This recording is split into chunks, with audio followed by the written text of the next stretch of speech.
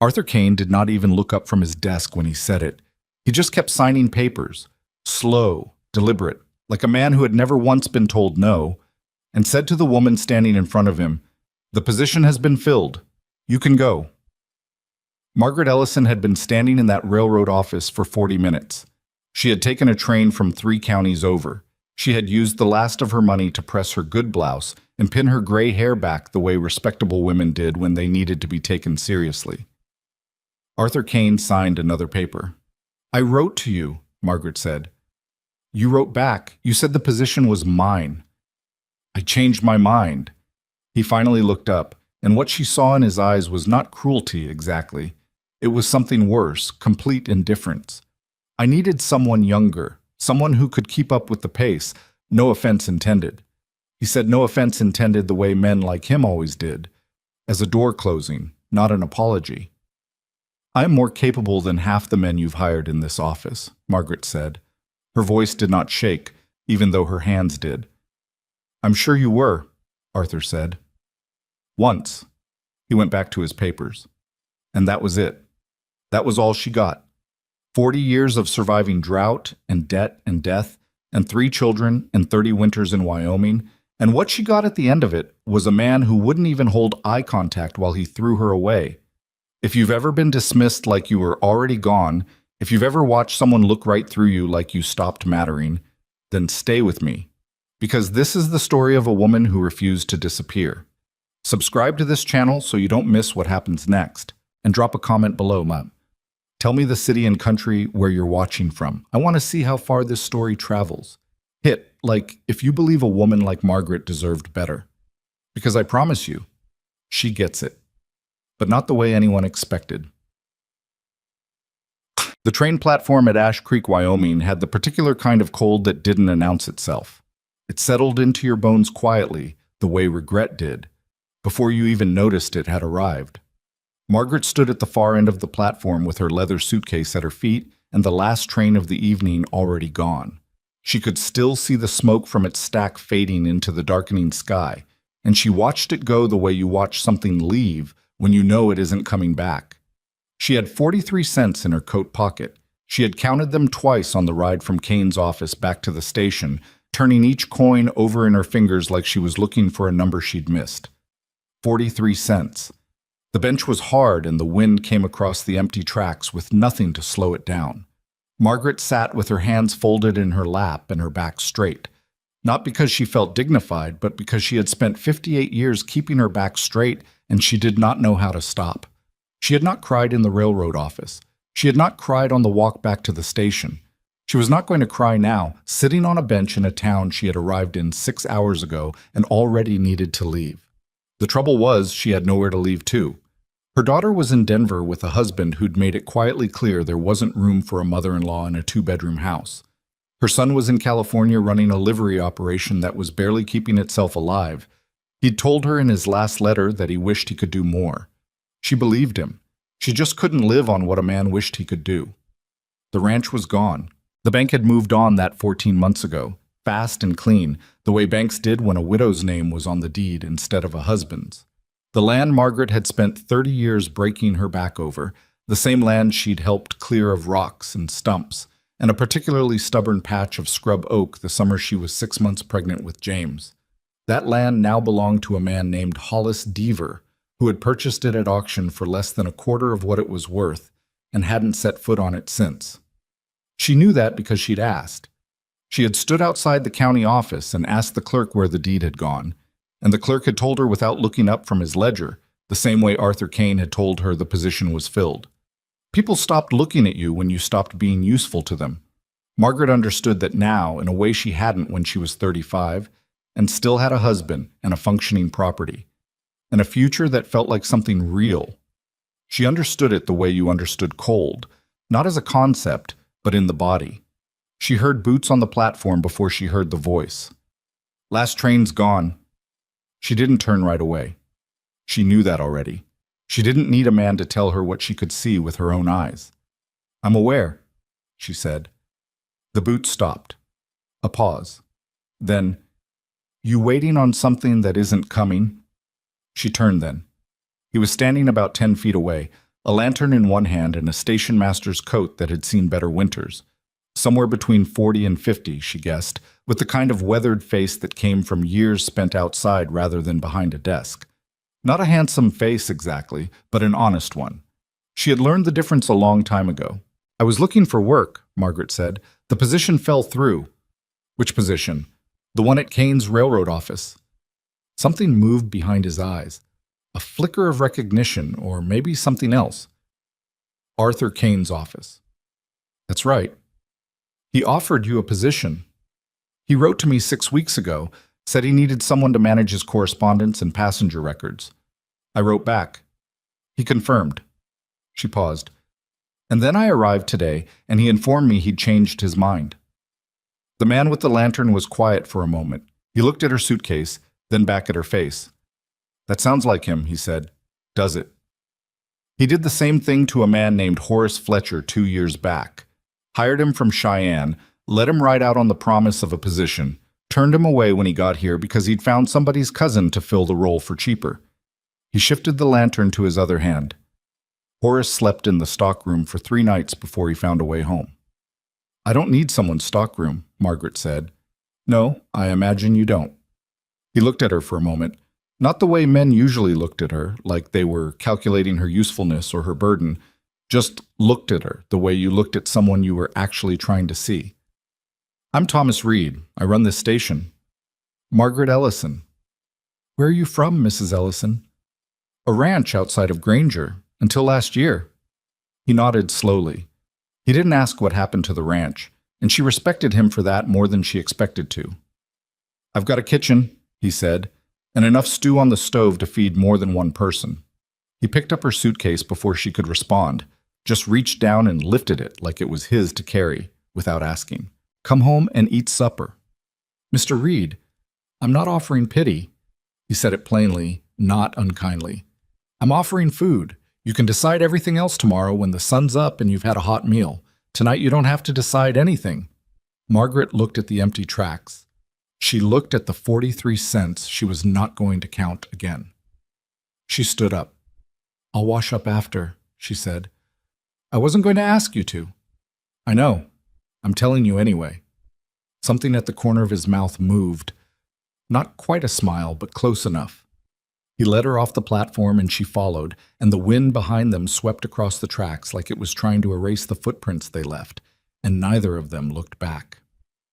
The station master's quarters were attached to the east side of the building, a low-ceilinged series of rooms that smelled like pine wood, coffee, and something slightly metallic that Margaret later identified as the ink Thomas used for his logbooks. The kitchen was small, the stove was large. The stew was, without question, the best thing Margaret had eaten in 4 months. She didn't say that. She said it was good. She ate 2 bowls. Thomas didn't talk much over supper, which suited her. He asked if she took coffee. She did, and poured it without asking how she took it, which turned out to be exactly right. Black, because there was no milk, and that was fine. She had stopped keeping track of inconveniences years ago. Life was mostly inconveniences threaded together with occasional stretches of something better. After the dishes were cleared, he showed her the guest room. It was small, a cot, a chest of drawers, a window that looked out over the side of the station toward the stockyard. Not comfortable exactly, but clean. Someone had made the bed with care. Tight corners, the blanket pulled smooth. "My sister stayed here 2 winters ago," Thomas said, noticing where her eyes went. "I keep it ready out of habit."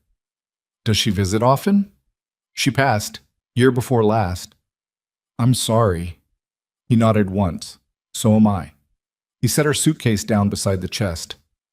"There's a lock on the door, the key's on the hook there. You don't owe me anything for staying here tonight, or tomorrow night, if you need it, or the night after that." He stopped himself. "I'm not making an offer with conditions attached to it, Mrs. Ellison. I'm just saying the room is empty and you don't have to go anywhere until you're ready." Margaret looked at the key on the hook. Brass, small, the kind of ordinary thing that didn't look like much until you were holding it. "Why?" she said. "Why what? Why help someone you don't know?" He was quiet for a moment. Not the quiet of a man looking for a good answer, more like the quiet of a man checking to make sure the answer he already had was the honest one. "Because nobody did it for my sister," he said, "and I've thought about that a lot since she died." He said goodnight and pulled the door closed behind him. He did not wait to see what expression was on her face when he left. Margaret sat on the edge of the cot for a long time. She did not cry. She did not plan. She just sat there in the lamplight and let herself breathe, which was something she hadn't done properly in longer than she could count. She was up before sunrise. She found the kitchen by feel and had coffee started before Thomas came through the door, already dressed, his coat on and his expression mildly surprised. "I wasn't expecting—" "I found the coffee," she said. "The tin was almost empty. You should add it to your order when the supply wagon comes through." He looked at her. "How do you know when the supply wagon comes through?" "I looked at your schedule board in the front office. Hope that's all right." She poured him a cup. "You have a system for your logs that isn't working. Your passenger records from October and November are filed under the same marker, which means if you need to pull something specific from that period, it takes twice as long as it should." Thomas sat down at the kitchen table. "I see," he said. "I'm not criticizing. I'm just—" She paused. "I spent 30 years running a ranch with 3 children, a husband who was wonderful but not organized, and a hired hand who quit every spring and came back every fall. I kept everything in order because if I didn't, nothing ran. I noticed systems." "What else did you notice?" "Your manifest ledger for December has an entry dated the 14th that doesn't match the freight records. Could be a copying error. Could be something else." Thomas drank his coffee. He set the cup down and looked at her in a way that wasn't the looking through you kind and wasn't the sizing you up kind either. "Mrs. Ellison," he said, "do you want a job?" She had not been expecting that. "I'm not offering charity," he said quickly. "I've needed help with the records for 8 months. The last man I hired for it couldn't read cursive and quit after 3 weeks to work at the mill. The position pays $14 a month, and I'll be honest, that's less than it ought to pay. But it's what the station budget allows." Margaret looked at her coffee. $14 a month was not a fortune. It was not what she'd hoped for when she left for Ash Creek. But it was a wage. It was work she could do. It was something that wasn't 43 cents and a bench in the cold. "I want it on the record," she said, "that I'm not doing this because I have no other options." "Understood." "I'm doing it because I'm good at it, and your records need help." "Also understood. And I'll move out of the guest room once I've saved enough for proper lodgings." "There's no rush." "I didn't say there was. I said I will." She met his eyes. "We should be clear about what this is." "I think we are," Thomas said. She stuck out her hand. He shook it, and that was the arrangement. Not elegant, not romantic, not anything that would have made a good story at a dinner party. Just 2 people in a kitchen deciding to do something practical, which was, Margaret had always believed, how most worthwhile things actually started. The town of Ash Creek had opinions about it within 48 hours. Margaret had not been surprised. Small towns ran on opinion the way engines ran on coal, constantly, with considerable heat and a tendency to leave soot on everything nearby. She had lived in a small town for 30 years. She knew how it worked. The first person to say something directly to her was a woman named Pauline Marsh, who came into the station on a Wednesday morning to inquire about a package she was expecting from her sister in Laramie. Pauline was somewhere in her mid-50s, wore her hair in tight coils that didn't move, and had the pleasant expression of a woman who considered her own observations a public service. "You're the woman staying with Thomas Reed," Pauline said, while Margaret looked up the freight log for the week. "I'm the woman working at Thomas Reed's station," Margaret said. Of course, of course." Pauline's fingers tapped the counter. "It's just, well, people talk, you understand. A woman of your age, alone, no family nearby." "Your package arrived Tuesday," Margaret said. "It's in the freight room. I'll get it." She got the package. She brought it out. She set it on the counter and smiled the way she'd learned to smile when men at the bank talked to her like a child who didn't understand figures. "Have a good day, Mrs. Marsh," she said. Pauline left with her package and her unfinished sentence and her expression that suggested she would find somewhere else to finish it. The second person was Henry Alcott, who ran the hardware store 2 blocks from the station and apparently considered himself the unofficial conscience of Ash Creek. He cornered Thomas on Thursday evening outside the post office. Margaret heard about it from Thomas himself, when he came in looking like a man who'd had a short conversation he hadn't enjoyed. "Alcott asked me if I knew what I was doing," Thomas said, setting his hat on the hook by the door. "What did you say?" "I told him yes. He said he wasn't sure a man in my position should be taking in strangers of uncertain reputation." Thomas paused. He used the word strangers. "What word did you want him to use?" Thomas looked at her. "I don't know, something more accurate." He poured himself water from the pitcher on the counter. "I told him you were managing the station records and that the books had never been in better shape. He didn't have much to say to that." "He'll have plenty to say somewhere else," Margaret said. "I expect so. Does that bother you?" Thomas thought about it genuinely, which she'd noticed was something he did. He didn't just produce an answer, he actually considered the question. "Not particularly," he said. "People have been finding things to say about me since I came back from the cavalry. One more thing doesn't change the math." Margaret nodded. She went back to the ledger she'd been reorganizing. She did not ask what they said about him after the cavalry. She figured if he wanted her to know, he'd tell her. And if he didn't, that was his right. The December records were the first sign that something was wrong. Margaret had been at the station for 11 days when she pulled the freight manifests from the back filing cabinet to reconcile them against the ledger Thomas kept on the front desk. It was the kind of work she'd always been good at, finding the thing that didn't fit, the number that didn't land where it should. The December 14th entry she'd noticed the first morning was still sitting wrong. A shipment listed as agricultural equipment had come through on that date, billed to a company called Meridian Land Holdings. The weight recorded in the manifest didn't match the weight recorded in the freight receipt. A small difference, easy to miss, the kind of thing that looked like a copying error. But Margaret had spent 30 years recognizing the difference between a mistake and a deliberate choice, and something about this one felt like the latter. She pulled October. She pulled November. She pulled September. By the time Thomas came in from the platform at the end of his afternoon rounds, she had 6 months of freight records spread across the desk in a pattern she was starting to understand. "What is Meridian Land Holdings?" she asked without preamble. Thomas went very still. "Where did you find that name?" "Your freight logs.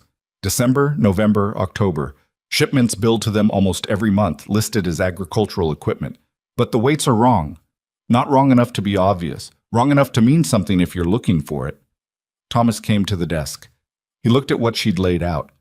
He was quiet for long enough that she started to wonder if she'd made a mistake, if she'd pushed into something that wasn't her business. Then he said, "Have you ever heard of Foster Crane?" "No." "He works for the Pacific Continental Railroad, not the day-to-day operations, the other side of it, the side that acquires land."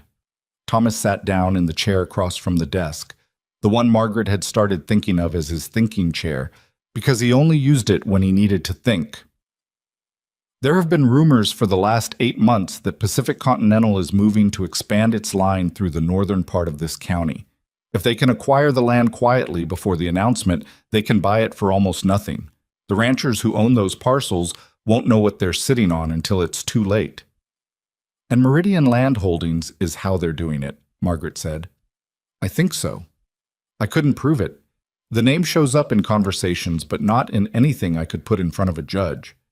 He looked at her. "Until apparently now." "There's more," Margaret said. "Last night I was going through the correspondence files, the ones in the back, the ones that looked like they hadn't been touched in a year." She pulled a folder from beneath the October manifest. "I found these. Letters. Between the station's previous manager and someone whose name is signed as FC. They're talking about shipment weights, about record adjustments, about a payment schedule. I don't know what all of it means yet." Thomas looked at the letters. His jaw was tight.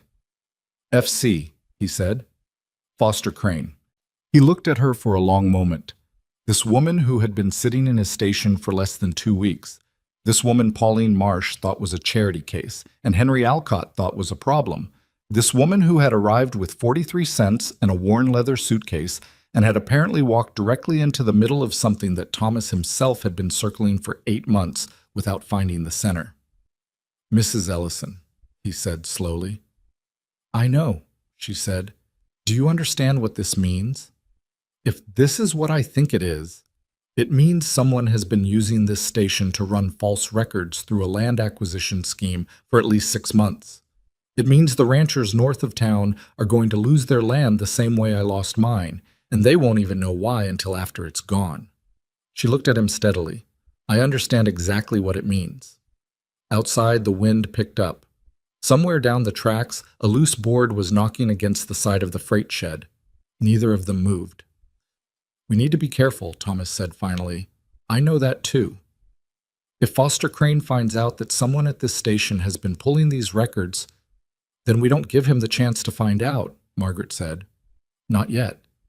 She began carefully, precisely, sorting the documents back into the order she'd found them, but not before she had committed each one to memory, the way she'd learned to do with important things, the way her mother had taught her, back when paper was expensive and you had to remember what you couldn't afford to write down. We need to understand the full scope before we show this to anyone. If we move too early, he buries it. Thomas watched her hands. You've done this before, he said. Not exactly this, but something like it. She smoothed the edge of a letter back into the folder. When you run a ranch in a county where the bank wants your land and your neighbors want your water rights, you learn to keep your own records. You learn to document everything before anyone can say you didn't. She met his eyes. I kept records of everything for 30 years. I just didn't always know what they'd be needed for. Thomas was quiet for a moment. Then he said something she hadn't expected. I'm glad you missed that train. Margaret looked at him. The one that left without you, he said. I'm glad it went when it did. She didn't have an answer for that. She wasn't sure she was supposed to have one. She looked back at the folder in her hands and said, We'll need to go back further. I want to see the records from before the previous manager left. That would be 18 months ago. Then we start there. She stood up and went to the back filing cabinet, and Thomas got up from his thinking chair and came to help her pull the boxes. And outside, the wind kept knocking and the tracks were empty, and the town of Ash Creek had no idea what was being uncovered inside the station by a woman everyone had already decided didn't matter. The boxes from 18 months ago were heavier than they looked. Thomas hauled 3 of them out from the back of the filing room and set them on the floor beside the desk. And Margaret looked at the dust on the lids and said nothing about what it meant that no one had opened them since the previous manager left. She just pulled up a chair, set the lamp where the light would fall right, and began. The previous station manager had been a man named Calvin Pruitt. Thomas told her this while he was opening the first box, his voice carrying the particular flatness people used when they talked about someone they hadn't liked, but had to be fair about. He ran this station for 6 years, Thomas said. Kept to himself mostly. Didn't socialize. When he left fast. Gave 2 weeks' notice in October and was gone before November. Did he say why? Said he had family in Oregon who needed him. Could have been true. Thomas set aside a stack of manifests from 2 years back. Could have been something else. Margaret didn't ask him to elaborate. She started with the oldest files in the first box and worked forward the way she always worked. Not backward from what she suspected, but forward from what was actually there. You found more that way. You didn't talk yourself into patterns that weren't real. For the first hour, it was unremarkable. Freight records, passenger counts, maintenance logs, the usual texture of a working station. Calvin Pruitt's handwriting was small and cramped, the kind that took a minute to read but turned out to be precise once you found the rhythm of it. Then she found the second set of books. They were tucked behind a false panel at the bottom of the third box, not hidden dramatically, not locked or sealed, just set back behind a piece of cardboard that looked like the bottom of the box until you pressed it and it shifted. Margaret found it because she had a habit of checking whether the bottoms of storage boxes were actually the bottoms. She pressed the cardboard. It moved. She lifted it. And there were 2 thin ledgers underneath, bound in black cloth, with nothing written on the covers. She pulled them out without saying anything. She opened the first one. She read the first page. Thomas, she said. He looked up from the stack he was sorting. She held up the ledger. He crossed the room in 4 steps. He read the first page. He read the second. He sat down on the edge of the desk with the particular heaviness of a man who had half expected something bad and still wasn't ready for it when it arrived. That's this station, he said. That's our freight numbers. with a second set of figures beside them, Margaret said. Every Meridian land-holding shipment listed twice, once with the real weight, once with the number reported to Pacific Continental. She turned to the back section of the ledger, where the columns changed. And this part, this is money. Payment amounts, dates, initials. These two here, she pointed, those are Calvin Pruitt's initials. He was on their payroll, Thomas said, for at least 14 months before he left. She set the ledger down on the desk and looked at Thomas steadily. He didn't leave for family in Oregon. He left because he knew it was coming apart. Thomas pressed the heel of his hand against his mouth for a moment, a gesture she was starting to recognize as what he did instead of swearing, or because someone told him to disappear before it did, which means someone else knew it was coming apart too. The room was quiet. Foster Crane, Thomas said, or someone above Foster Crane. Margaret closed the ledger. This isn't just one man running a side scheme. This is organized. The false weights, the second books, the payments. This took planning, and it took more than one person. She looked at Thomas. And it means someone is still running it. Calvin Pruitt is gone, but the Meridian shipments didn't stop. I've seen them in your current logs. Thomas stood up. He walked to the window that looked out over the tracks and stood there with his back to her, which she let him do because she could see from the set of his shoulders that he was thinking hard and fast. If we take this to the county sheriff, he said, and the sheriff has any connection to Pacific Continental, any at all, then the ledgers disappear, and we're the problem. Yes. He turned back around. I know a man in Cheyenne, federal marshal. I trust him as much as I trust anyone. He paused. Which is not completely, but more than most. Not yet, Margaret said. Thomas looked at her. Not until we understand who else in this town is connected to it. The false freight records go through this station, but the land acquisitions are happening in town. Someone here is facilitating the transfers, helping Meridian get to the ranchers before they know what's happening. She tapped the ledger. If we go to Cheyenne before we understand the local side, we tip someone off and they have time to clean up. Thomas crossed his arms. He did not look happy, but he looked like a man who recognized a sound argument. So what do you want to do? I want to talk to the ranchers, Margaret said. The ones north of town. I want to know if anyone has already approached them. They won't talk to a stranger. I'm not asking them to talk to a stranger. I'm asking them to talk to a woman who lost a ranch because of exactly this kind of scheme. She met his eyes. That's not the same thing. She went out to the Hallett farm on a Thursday, 2 days after they found the ledgers. Thomas offered to drive her. She told him no, not because she didn't want the help, but because a woman arriving alone at a struggling farm was less threatening than a woman arriving with the station master, who some people might assume was acting in an official capacity. She borrowed Thomas's second horse, a brown gelding named Wick, who had the cooperative temperament of an animal that had given up on having opinions, and rode the 4 miles north of town on a morning that was clear and very cold. The Hallett farm was a working cattle operation that had seen better years. Margaret could tell from the fence line, which was sound but patched in too many places, and from the barn roof, which needed 2 or 3 new boards on the west side and hadn't gotten them yet. She recognized the particular look of a property where the owner was working too hard to get ahead and not quite managing to.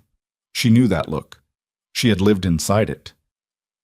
The woman who came to the door was younger than Margaret, late 40s probably, with the kind of tired around her eyes that had nothing to do with the hour of the morning. She looked at Margaret's horse, then at Margaret. Can I help you? Mrs. Hallett? My name is Margaret Ellison. I'm working at the train station in Ash Creek. I was hoping I could talk to you and your husband about something. The woman's expression didn't change exactly, but something behind it shifted. What about? About whether anyone has approached you recently about buying your land. A pause, long enough to tell Margaret something. You'd better come in, Mrs. Hallett said. Her name was Ruth. Her husband was Dale, and he came in from the field 20 minutes after Margaret arrived, still pulling off his work gloves, suspicious in the way that men who had been taken advantage of once already were suspicious of everything that came after. He stood in the doorway of his own kitchen and looked at Margaret like she might be the next problem. Who sent you? He said. Nobody sent me, Margaret said. I came on my own.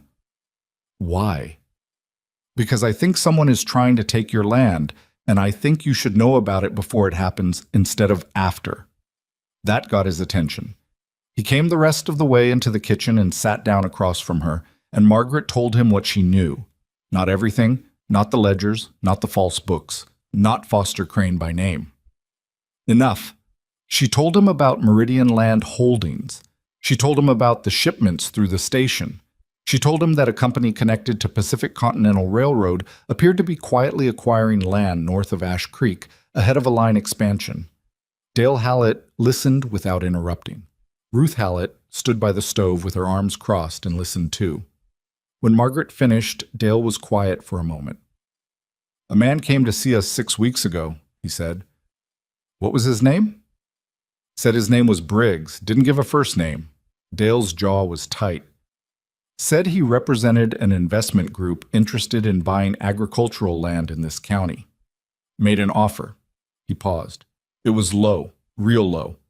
I told him no, and he said the offer might not stand if I waited too long." "Did he say why?"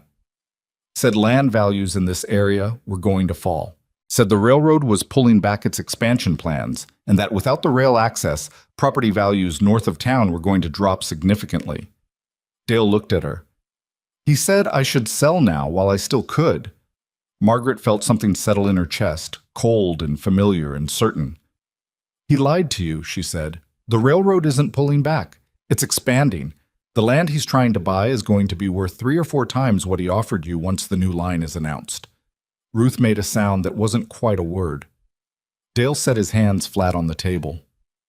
"How do you know this?" he said. "Because I've seen the freight records. The equipment coming through this station labeled as agricultural is survey equipment. They're already mapping the route." She paused.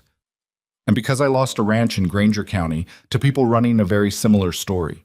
They told my husband the irrigation project was going to fail, that our water rights were at risk, that we should sell before the land became worthless.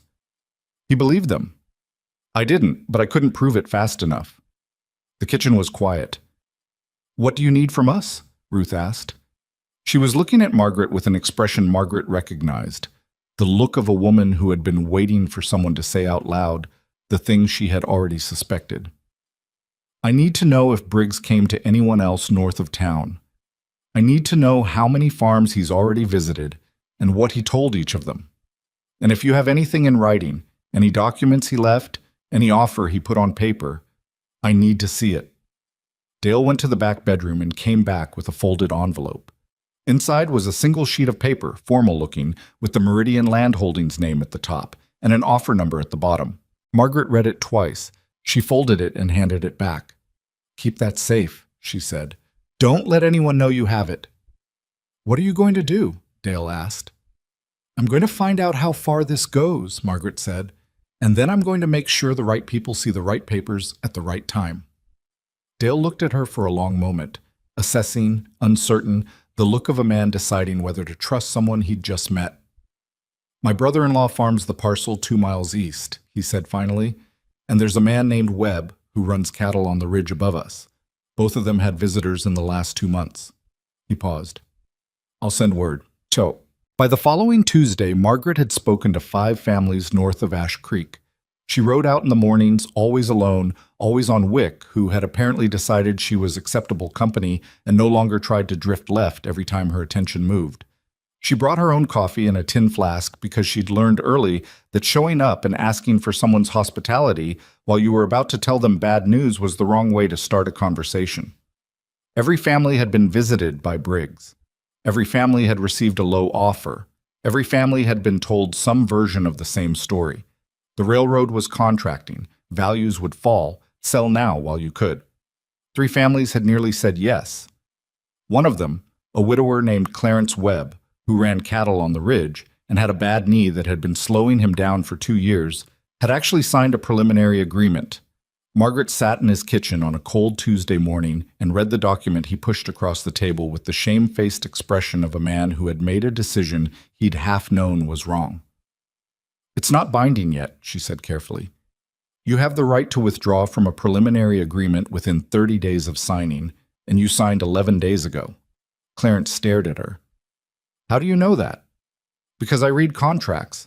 I read every contract my husband ever signed, and several he almost signed. And this document has a standard withdrawal clause in the third paragraph. She pointed to it. Right there. He leaned forward and squinted at it. My eyesight isn't what it was, he admitted. I know. That's why the clause is in small print. She said it without judgment, because she meant it without judgment. Write a letter today saying you're withdrawing. Date it, sign it, send it to the address on the document by certified mail through the post office in town. Do it before Friday. What if they push back? They can push. The clause is in their own document. If they argue it, they're admitting the contract's terms, which is the last thing they want to do right now. She looked at him steadily. Will you do it? Clarence Webb looked at the document for a long time. He looked at his kitchen, at the window that looked out over the ridge where his cattle were. He looked like a man who was tired and had been tired for years and was trying to remember what it felt like to not be. Yes, he said, I'll do it. She helped him write the letter before she left. She was halfway back to Ash Creek when the rider came up behind her. She heard the hoofbeats fast on the road and kept her pace, not turning. She had learned a long time ago not to show alarm before you knew if there was something to be alarmed about. Wick's ears went back, and she let him know with her knees that it was all right. The rider came alongside her and pulled up. It was not anyone she knew. A young man, early 20s, sharp-faced, wearing a coat that was too good for the weather and the road, the kind of coat someone wore when they wanted people to notice it. He looked at her with the expression of someone delivering a message they'd been paid to deliver. Mrs. Ellison? He said. Who's asking? A friend wants you to know that the business you've been poking into isn't your business. He said it flat, without particular menace, the way you'd read a note aloud. A smart woman would stay in the station and mind the records she's paid to mind and leave the rest alone. Margaret looked at him for a moment. He was young enough that he probably hadn't had many people look at him the way she was looking at him. Not frightened, not impressed, just looking at him the way you looked at a door someone had left open. Tell your friend, she said, that the records I'm paid to mind are exactly what I'm minding, and that he should be more careful about which records he's been putting in other people's stations. The young man blinked. That was not what he had expected. Ma'am, you've delivered your message, Margaret said. I'd go now if I were you. She touched her heels to Wick's sides and kept riding. She did not look back. Her hands were not entirely steady on the reins, but Wick couldn't tell that, and the road ahead was clear, and she had 3 miles back to Ash Creek to decide what the message meant, and what it meant that someone had known where she was. Thomas was on the platform when she came in. He took one look at her face and said, What happened? She told him about the rider while she unsaddled Wick in the small stable behind the station. Thomas stood with his arms crossed and listened, and by the time she was finished, his expression had gone through several things and settled on something careful and hard. He knew your name, Thomas said. Yes. Which means someone in town is watching, or someone talked. Or someone at one of the farms passed word not knowing what they were passing. She hung the saddle on its peg. I don't think any of the families meant to, but if Briggs checks in with his contacts and any of them mentioned that a woman from the station had come asking questions, then Foster Crane knows something is wrong at this station. She turned to look at him. You need to be careful, she said. Not me. I came here with nothing, and I still have nothing. But you have a job, a reputation, a position that means something to you. Don't do that, Thomas said. Don't do what? Don't tell me to protect myself by stepping back from this. He looked at her steadily. I've been watching this happen for 8 months.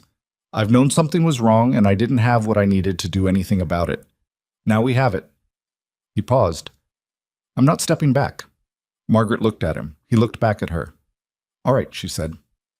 All right, he agreed. She picked up her jacket from the fence rail, and they walked back toward the station together, and neither of them said what they were both thinking, which was that whoever sent the rider would send something else next, and that the window they had to move carefully was getting smaller, and that 5 families north of Ash Creek were counting on the 2 of them to get this right without getting themselves destroyed in the process.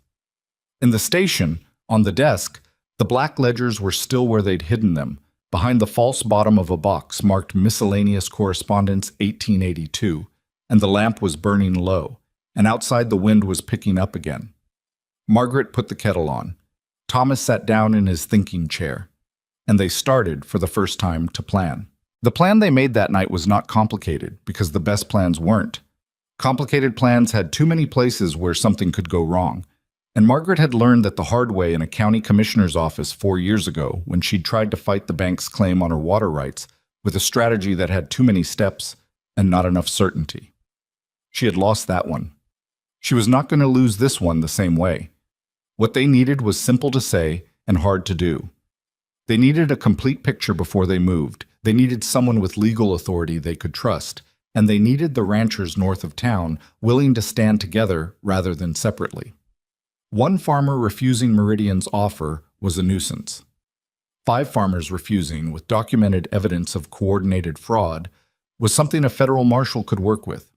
Thomas wrote to his contact in Cheyenne that night, not explaining everything, not yet, just asking whether Marshal Elias Dodd was still stationed there and whether he was the kind of man he'd been when Thomas had known him during the cavalry years. He sent the letter by the morning mail and then did not mention it again because there was nothing to do but wait for the answer, and neither of them was good at waiting without something useful to fill the time. Margaret spent the next 3 days doing something she was very good at, which was being underestimated. It was not something she had chosen as a skill. It had happened to her the way most things happened. Gradually, then all at once, the way the cold came in, and somewhere along the way she had stopped fighting it and started using it. When people thought you weren't paying attention, they stopped guarding what they said. When people thought you were just an aging woman sorting papers, they walked past you in the post office and talked about things they wouldn't have said to someone they considered important. On the second day she was in the post office when Henry Alcott came in with a man she hadn't seen before. She was at the counter sorting through a bundle of station mail, and Henry and his companion stood 6 feet away discussing something in the low voices men used when they wanted to seem private without actually being private. She kept her eyes on the mail. Crane wants it resolved before the announcement, the other man was saying. He was tall, well-dressed, somewhere in his 50s, with the polished look of a man who spent more time in city offices than anywhere outside. The Hallett situation is a problem. If Dale Hallett talks to his neighbors, he won't, Henry said. I told you, these are simple farming people. They don't organize. They're too busy keeping their own operations alive to worry about each other. You told Crane the same thing about the Webb situation, and Webb nearly pulled out of the preliminary. Nearly. He didn't. Not yet, the other man said. Margaret turned a piece of mail over slowly. She did not look up. Who else has Briggs visited? Henry asked. The Harmon parcel, the 2 farms on Ridgeline Road, and the old Sutter place on the north end. That's 12 properties total.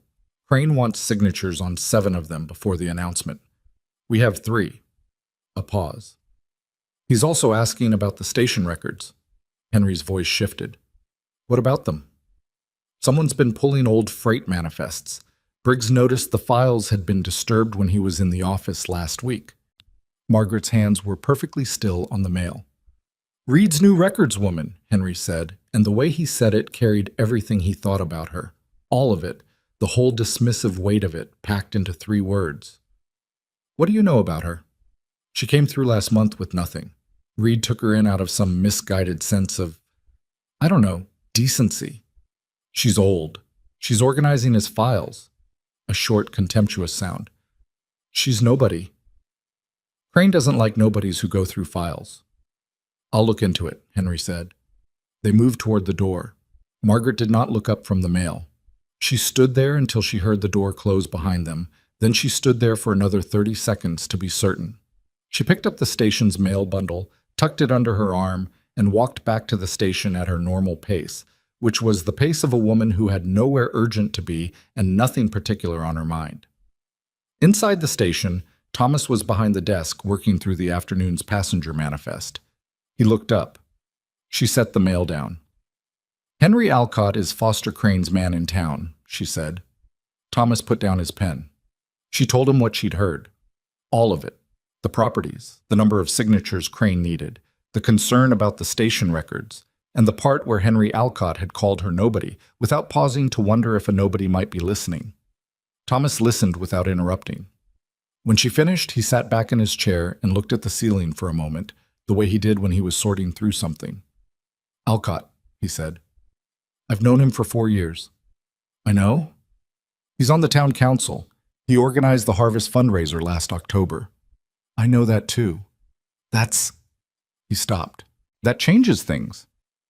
"It means Crane has someone with local credibility, someone who knows which families are in financial trouble, which ones might be persuaded, which ones to approach first." She sat down across from him. "It also means when we bring this forward, Alcott is going to argue against us. He's going to say we're troublemakers, that the evidence is misread, that I'm a bitter woman with a grudge against railroads from losing her own property." Thomas looked at her. "He's not entirely wrong about the grudge," he said. "No, he's not." She met his eyes. "But I'm not wrong about the evidence." The letter from Cheyenne came 4 days later.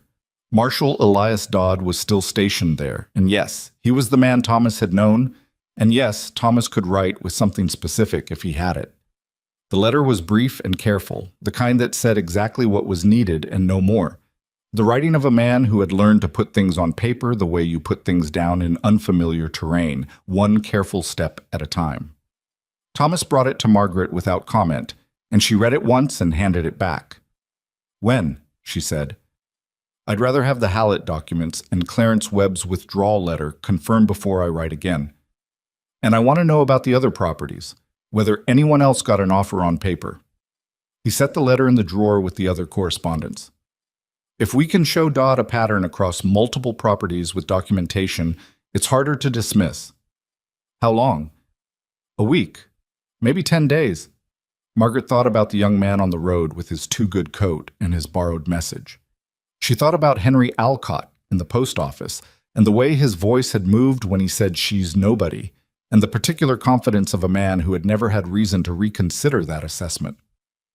"We have less time than that," she said. "I know, but 10 days with the full picture is better than a week with half of it." "Not if they move first." Thomas looked at her steadily.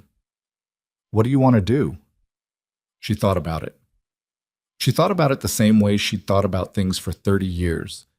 Not with panic, not with the particular anxiety of someone who had too much at stake, but with the flat, practical attention of a woman who had always understood that wanting something different was not a plan. "I want to talk to Dale Hallett again," she said, "and I want you to come this time." They rode out together on a Saturday morning, which was when the station was quiet, and Thomas could leave it for a few hours without the work piling dangerously. He rode his own horse, a gray mare named Sutton, who moved faster than Wick and seemed to know it. Margaret let him set the pace. Dale Hallett met them in the yard with the expression of a man who had been expecting them and wasn't sure whether that was good news or bad. "I sent word to the others," he said, before they dismounted. "Like I said I would." He looked at Thomas. "Didn't know you'd be coming yourself, Mr. Reed." "Seemed like time," Thomas said. They went inside. Ruth had coffee on and the look of a woman who had made a decision in the days since Margaret's first visit, some interior settling that showed itself in the way she stood, her arms at her sides instead of crossed. "Webb sent his withdrawal letter," she told Margaret, before anyone sat down. "He told me to tell you." "Good," Margaret said. "Did he have any trouble?" "Briggs came to see him 2 days after. Webb said he was calm about it, polite even. Said the offer stood if Webb changed his mind." Ruth paused. "Webb said the man's eyes weren't polite." "They never are," Margaret said. Dale spread a map on the kitchen table, a hand-drawn one, the kind farmers made for themselves, with property lines marked in pencil and landmarks written in handwriting that had clearly evolved to work around a limited amount of space. He'd marked the properties north of Ash Creek where Briggs had visited. 12 properties. Small X marks where offers had been made. A circle around the 3 where agreements had been signed. Margaret looked at the map for a long time. "The 3 who signed," she said. "Are they in contact with the others?" "Harmon is. He talks to everybody. The other 2? The Sutter property is old Walt Sutter. He's in his 70s and doesn't get out much, and the Ridgeline Road parcel is owned by the Beckett brothers, and they don't. Dale made a gesture that said everything about the Beckett brothers without saying any of it. Would Harmon withdraw if he understood what he was signing? Thomas asked. Maybe. He's scared is the thing. His last 3 harvests were bad, and he's got debt he's not talking about publicly. Dale sat down. A man like that, when somebody offers him cash money, even if it's low, it looks like air when you're drowning. Margaret understood that. She had been in debt enough times to understand what it did to a person's judgment, how it made the wrong thing look survivable when the right thing looked impossible. What if the right thing came with some breathing room? She said slowly. Thomas looked at her. What are you thinking? He said. I'm thinking that if we go to the council or to a marshal with this, it takes time. Legal processes take time. Meanwhile, Harmon is still sitting on a signed agreement with Meridian and a bad harvest and debt he can't talk about, and before the legal process plays out, he may decide the bird in hand is worth whatever it costs him. She looked at the map.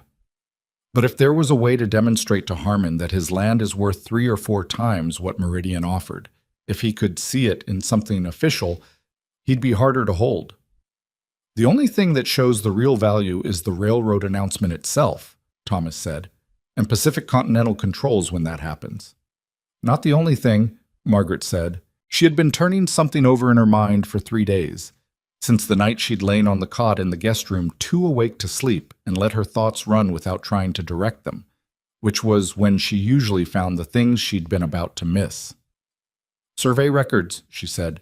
If Pacific Continental is already surveying the route, those surveys exist somewhere. They're filed with the Territorial Land Office. They're not secret. They're just not announced. If someone knew to ask for them, they could request access. She looked at Thomas. Does your federal marshal contact have standing to request Territorial Land Office records? Thomas was very still. Yes, he said. He would.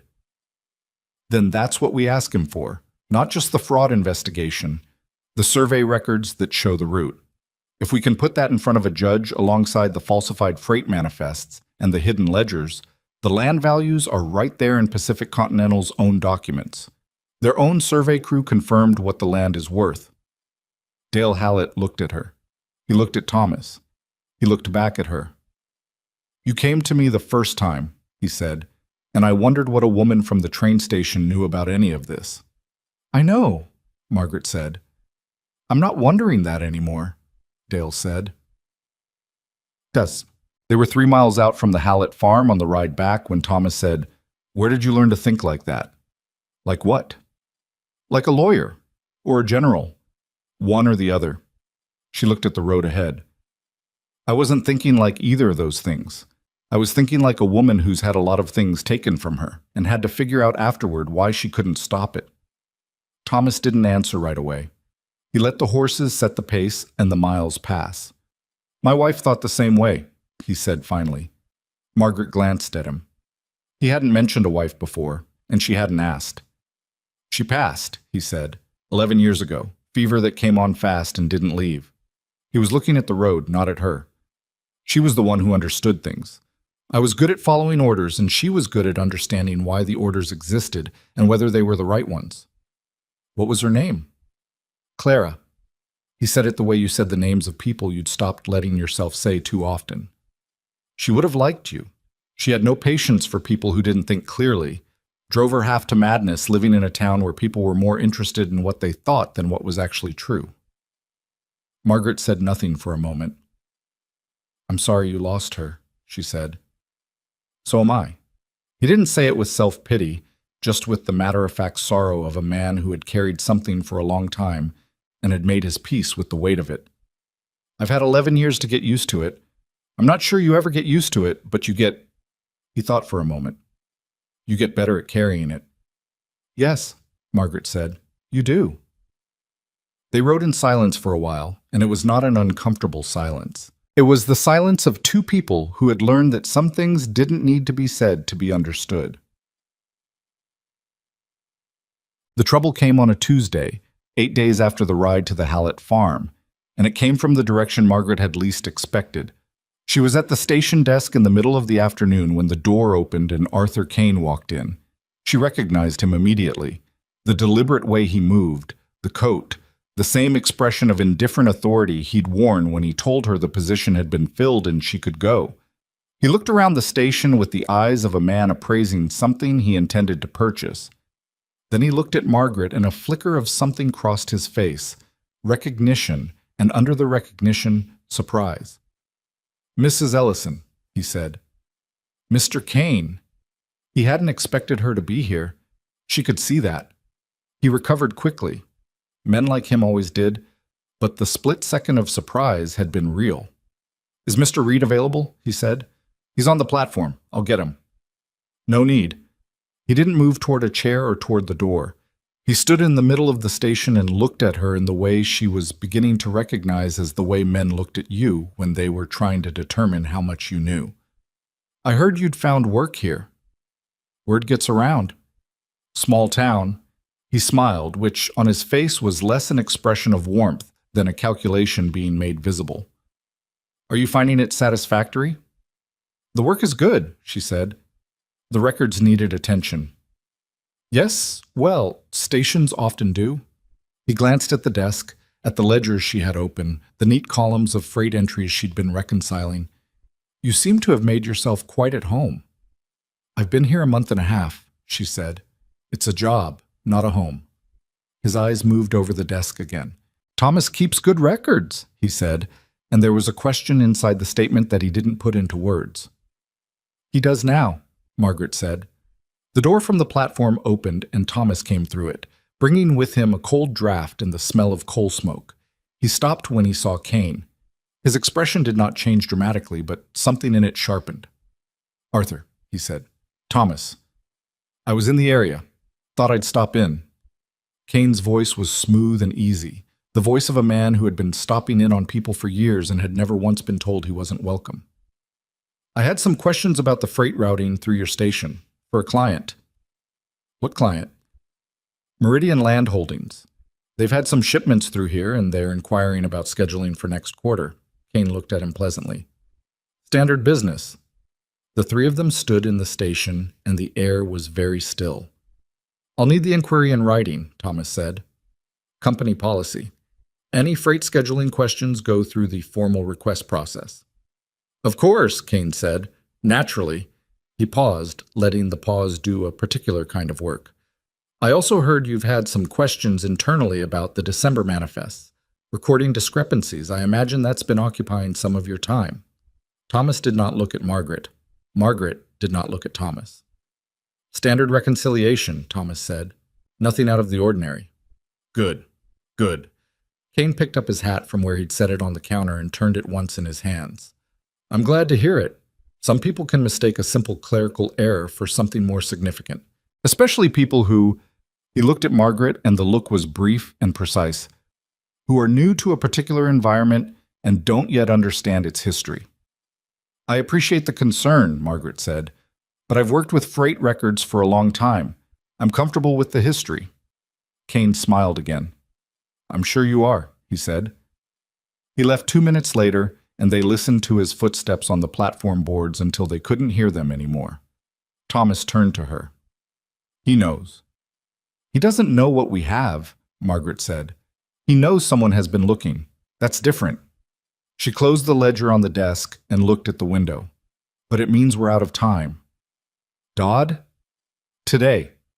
Write to him today and tell him we need to meet in person. Tell him we have documents. Tell him—" She paused, and then said something she hadn't planned to say. "Tell him a woman who lost a ranch because no one moved fast enough is asking him to please move fast enough this time." Thomas looked at her for a moment. "That's what I'll tell him," he said. He went to the writing desk and she went back to the freight records because she was not done with them, not yet, and the lamp burned steadily, and outside on the platform she could hear the sound of the next train coming in from the west, its whistle cutting the late afternoon air like something trying to give warning, and she did not stop what she was doing for a second. The town council meeting was in 6 days.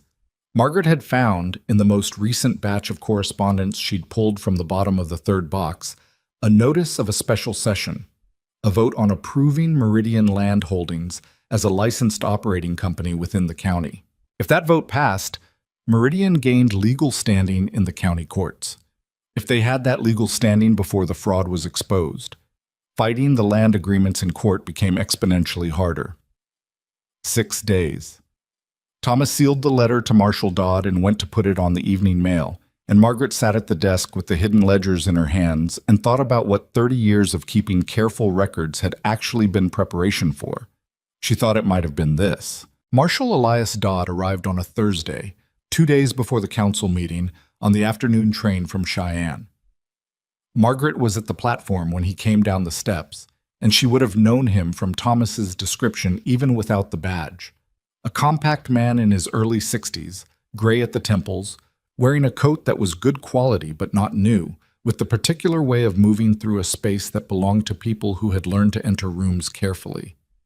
He looked at her before he looked at anything else, which told her Thomas had written a description. "Mrs. Ellison," he said. "Marshall Dodd."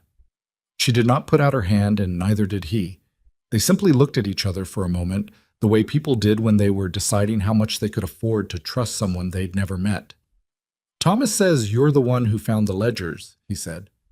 "I found them. Thomas knows what they mean in context. And you've spoken to the ranchers. 5 of them directly.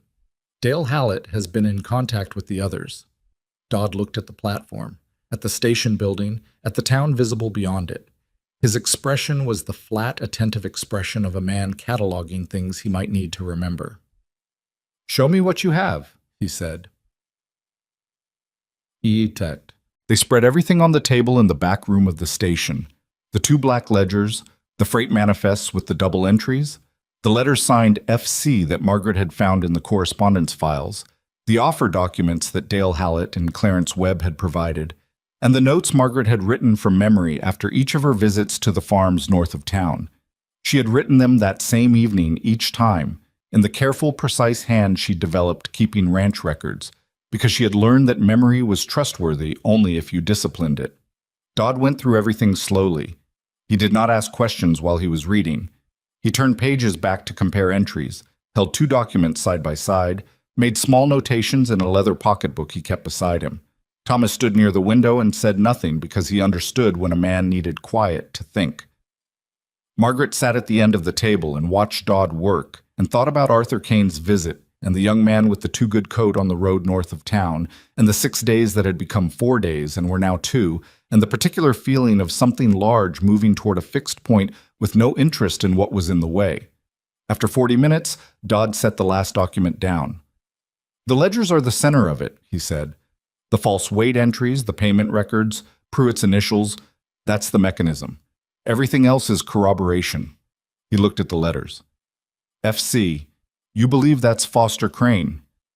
The timing matches, and the handwriting on the payment initials in the ledger matches what I've seen on the official Pacific Continental correspondence that comes through this station," Margaret said. "I'm not a documents expert, but they're consistent." I can get a documents expert. That's not the problem." Dodd leaned back.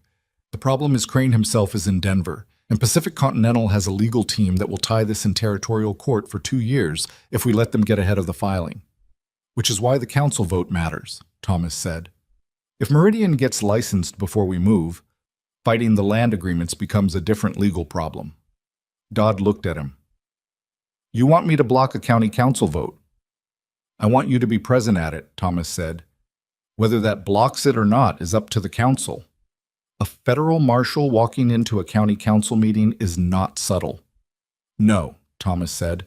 "It isn't." Dodd was quiet for a moment.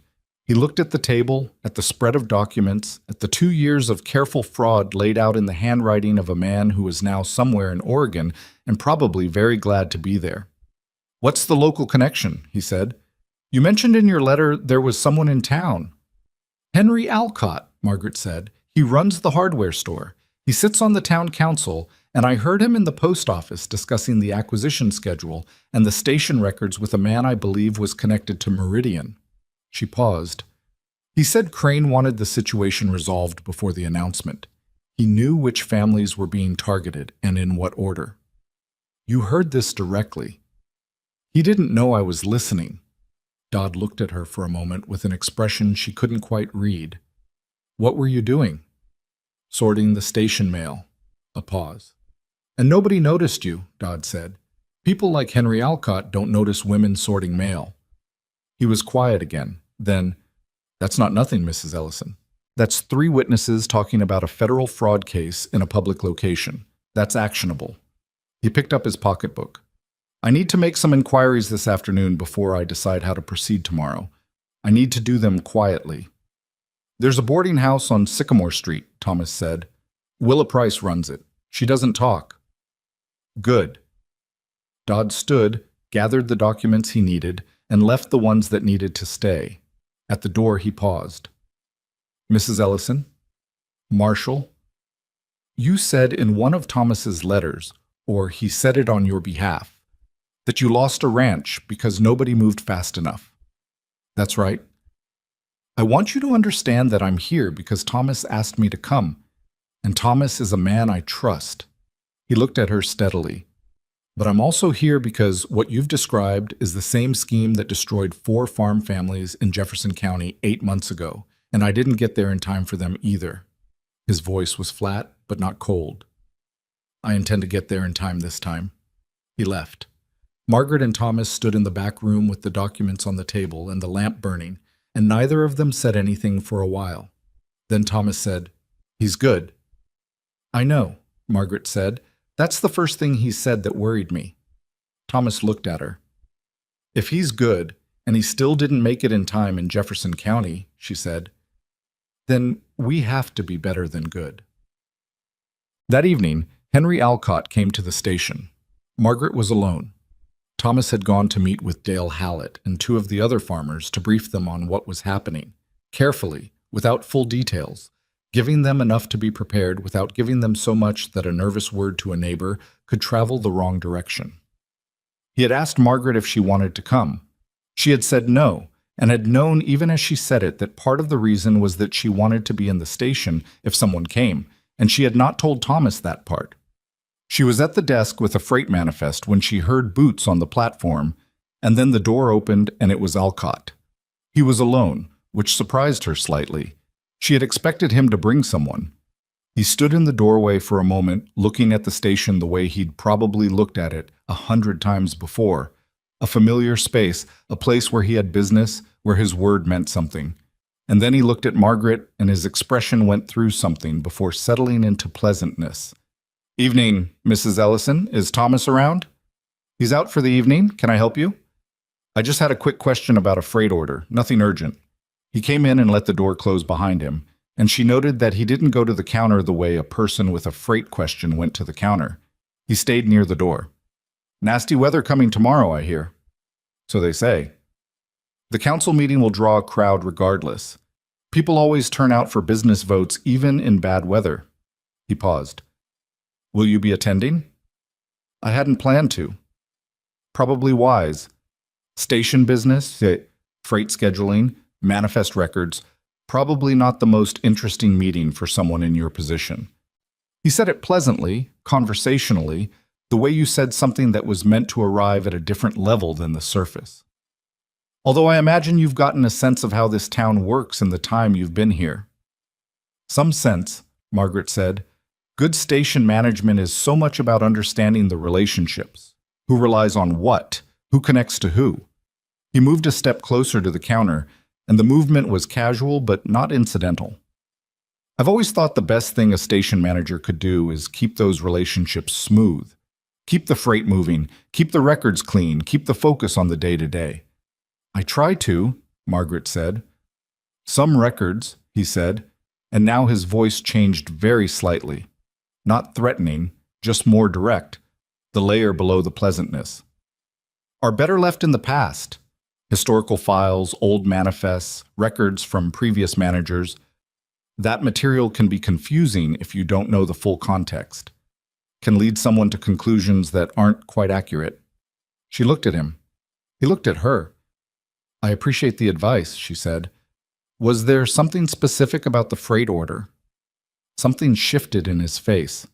A recalibration. A decision being made. I think you know what I'm here about, he said.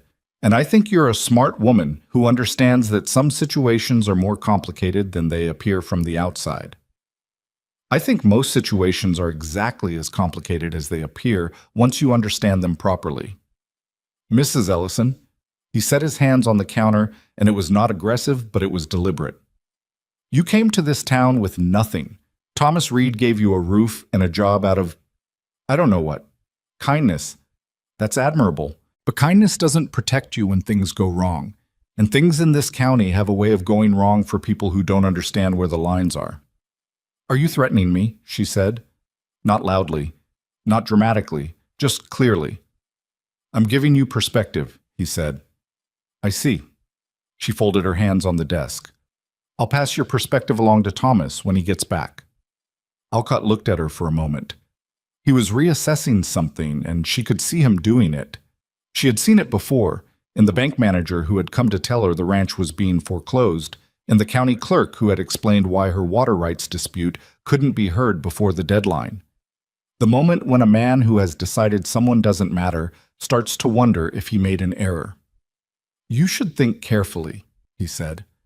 I think carefully about everything, Margaret said. It's a habit I developed over a long time. He left. She sat at the desk for a few minutes without moving. Then she got up and went to the back room and checked that the black ledgers were where they had put them. And they were, and she stood there looking at them for a moment before she went back to the freight manifest and continued working. When Thomas came back an hour later, she told him. He listened with the stillness he used when he was angry but not acting on it. He came here alone, Thomas said. Yes. Which means he's not sure enough yet to bring force. He's still trying to see if he can talk his way to the result he wants. That's what I thought. She looked at him. How are the farmers? Dale Hallett is solid. Webb is solid. The others are scared. He sat down and passed a hand over his face in a gesture of exhaustion she didn't see from him often. Harmon is the problem. He's still thinking about the money. His wife is sick and the debt is real, and I can't tell him those things aren't real. No, Margaret said. You can't. If Harmon talks, he won't tonight, she said.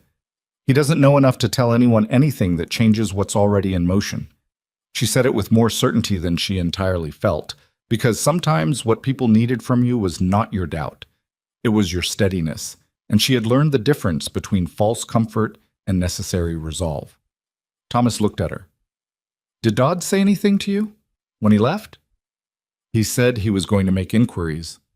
That's all? That's all he said. She paused. I think he'll be there tomorrow, at the meeting.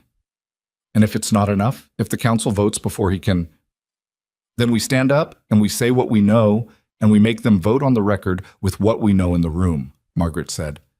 Because the one thing these men cannot afford is a public record of this conversation. Thomas was quiet. I used to think, he said slowly, that the cavalry was the hardest thing I'd ever done.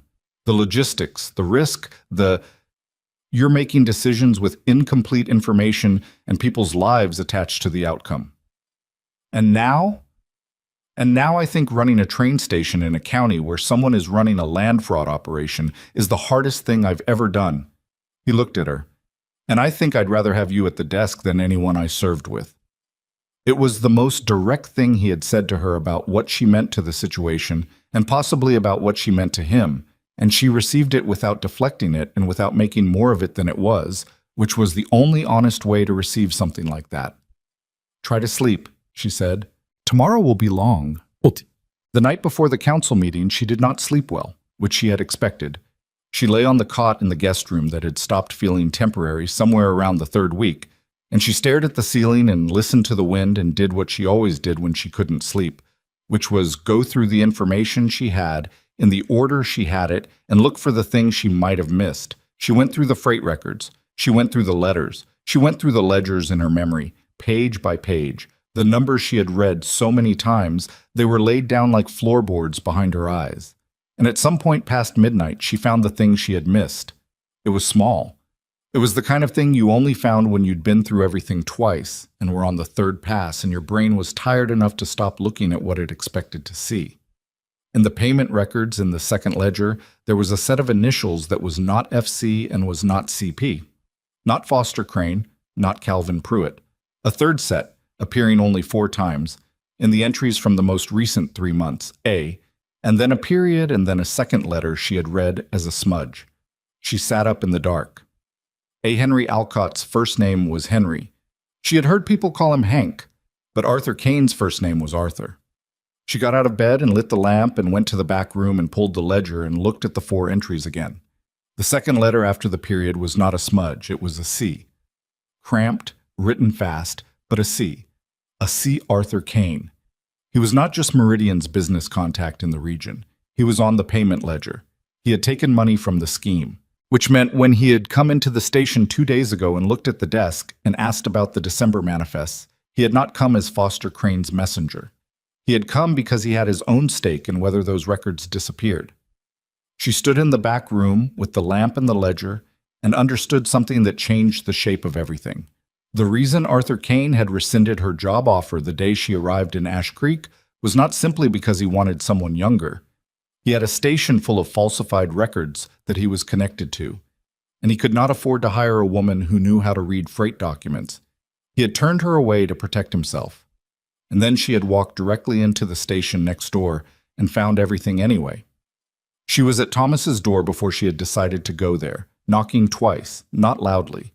He opened it faster than a man should for that hour if he'd been asleep, which meant he hadn't been either.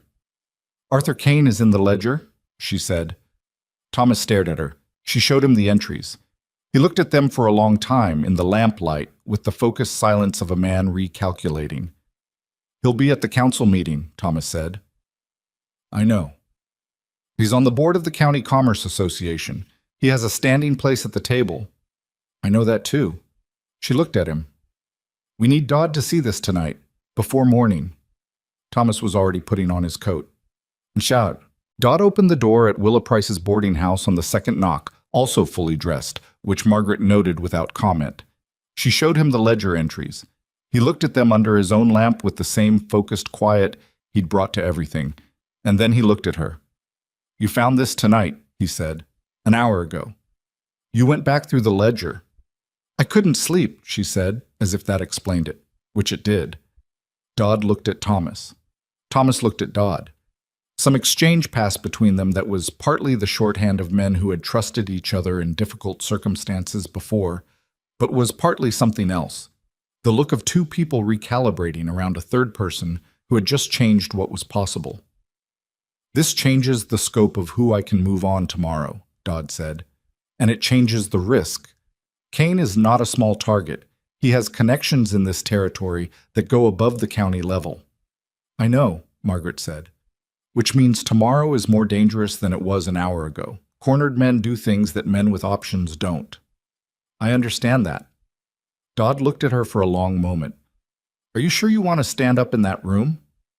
She had thought about this in the walk from the station to the boarding house, in the cold, with the wind at her back and the lamp throwing shadows on the road ahead. She had thought about the last time she had tried to stand up in a room that mattered.